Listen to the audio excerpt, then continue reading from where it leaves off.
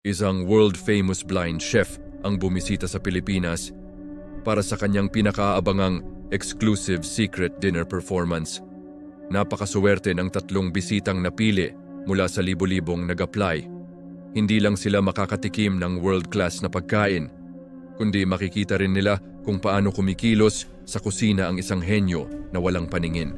Ang venue, isang lumang bahay na bato sa isang liblib na lugar na nagdagdag pa sa misteryo ng gabi. Pagpasok pa lang nila, naamoy na agad ang nakakatakam na bango mula sa kusina.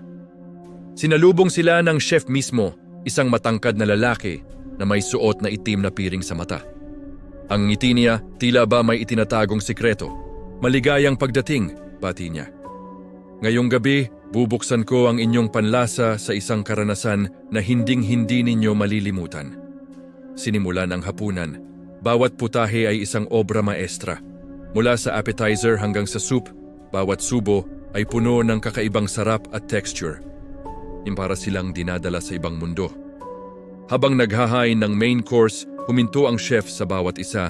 Inaamoy sila na parang isang asong tumutunton sa isang bagay. Medyo naasiwa ang mga bisita pero ipinagsawalang bahala na lang nila. Ang main course ay isang uri ng karne.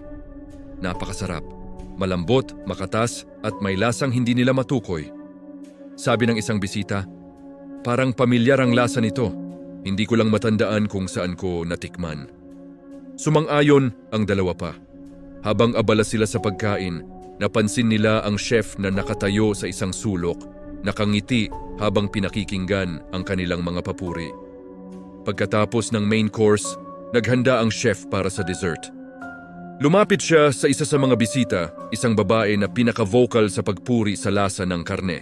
Inamoy ng chef ang leeg ng babae, isang malalim na pagsinghot. Na tila ba nilalasap ang kanyang natural na amoy. Napatigil ang lahat. Biglang nagsalita ang chef, ang boses niya ay mahinahon pero puno ng pangingilabot. Ikaw, ang bango mo. Tamang-tama. Ikaw ang susunod na ideal flavor profile. Natawa ng nerbiyoso ang babae.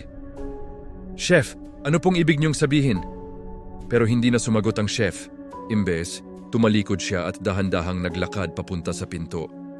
Isang malakas na click ang narinig nila. Nakalock na ang pinto. Nagtayuan ang 3 bisita. Ang kanilang mga plato ay halos mahulog sa sahig. Ang masarap na lasa ng karne kanina ay biglang naging parang lason sa kanilang bibig. Ang chef ay humarap sa kanila, may hawak na isang mahaba at kumikinang na kutsilyo. Ang mangiti niya ay mas malawak na ngayon, mas nakakatakot. Sino sa inyo ang gustong mauna para sa dessert? Ang hapunan ay hindi pa tapos. Nagsimulang magsigawan ang mga bisita pero walang makakarinig sa kanila. Nasa gitna sila ng kawalan kasama ang isang chef na hindi lang pagkain ang inihahain, kundi ang susunod na sangkap para sa kanyang susunod na obra maestra. At sa gabing iyon, naintindihan nila kung bakit ang lasa ng karne ay pamilyar. Ito ang lasa ng takot, ang lasa ng desperasyon, ang lasa ng tao. Salamat sa panunood.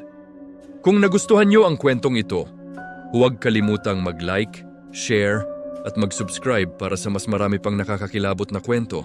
Mag-iingat kayo sa susunod na imbitasyon sa isang hapunan. Baka kayo na ang kasunod na main course. Iyo.